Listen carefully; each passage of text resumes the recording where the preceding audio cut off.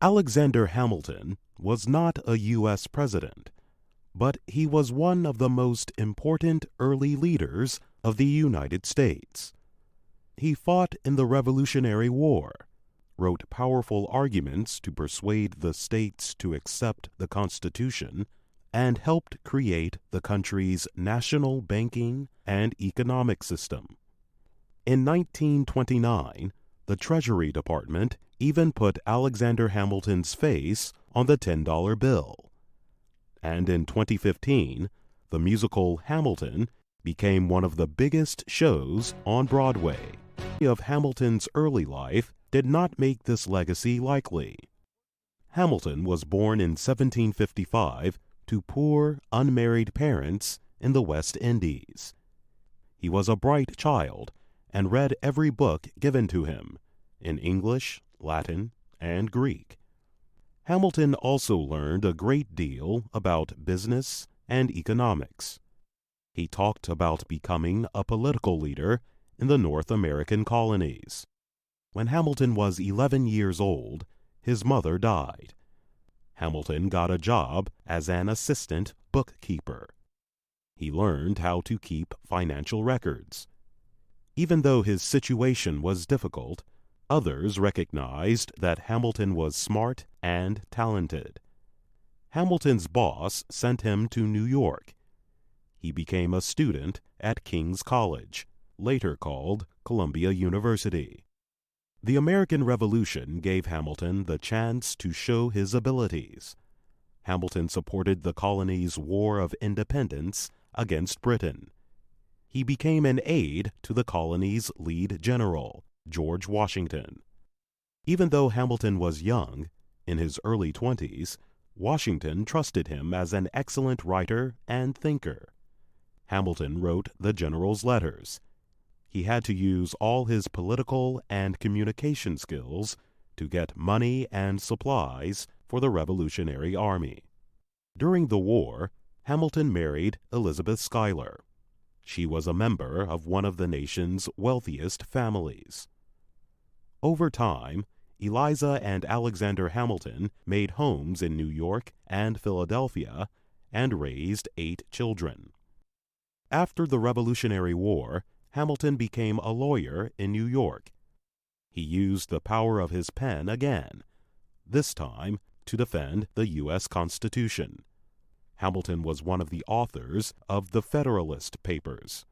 The series of newspaper articles urged the newly independent states to adopt the Constitution and create a strong central government. After the states agreed to ratify the Constitution, George Washington became the country's first president. He asked Hamilton to be the first Secretary of the Treasury. The role of Secretary of the Treasury was critical in the early days of the new nation. America's most urgent problem was figuring out ways to pay its debts. The country had borrowed or promised a lot of money during the Revolutionary War. Hamilton proposed a national bank. Congress approved the idea in 1791. The bank had $10 million in capital. It could lend the government money and pay off state debts. Hamilton's system also created a federal system to collect taxes. But not everyone accepted Hamilton's views. Many of President Washington's advisers, called his cabinet, opposed Hamilton. Opponents expressed many objections to Hamilton's Bank of the United States. Generally, members of Congress from the northern states supported the idea, while those from southern states opposed it. Another political leader, Thomas Jefferson, said the bank exceeded the powers of the Constitution.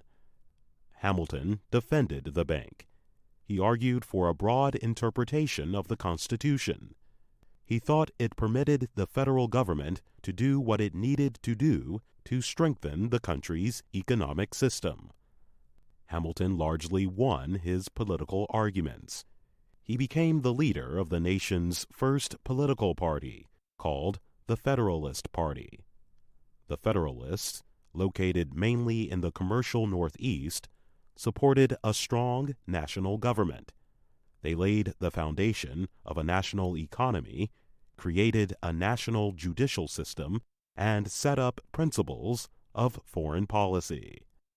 But while Hamilton's public life was succeeding, his private life was running into trouble. Hamilton confessed to having an affair, to not being faithful to his wife. His oldest son fought a duel to defend Alexander Hamilton's honor and was killed. Hamilton eventually resigned from George Washington's administration, and he publicly disagreed with other politicians, including the new president, John Adams, and a man named Aaron Burr. Many who disagreed with Hamilton united in an opposition party called the Republicans, or sometimes the Democratic Republicans. Thomas Jefferson was their leader. Even though Hamilton and Jefferson disagreed about most things, in the presidential election of 1800, Hamilton supported Thomas Jefferson over the other leading candidate, Aaron Burr. Hamilton trusted Jefferson not to abuse the power of the presidency. But Aaron Burr was angry that Hamilton had cost him the election.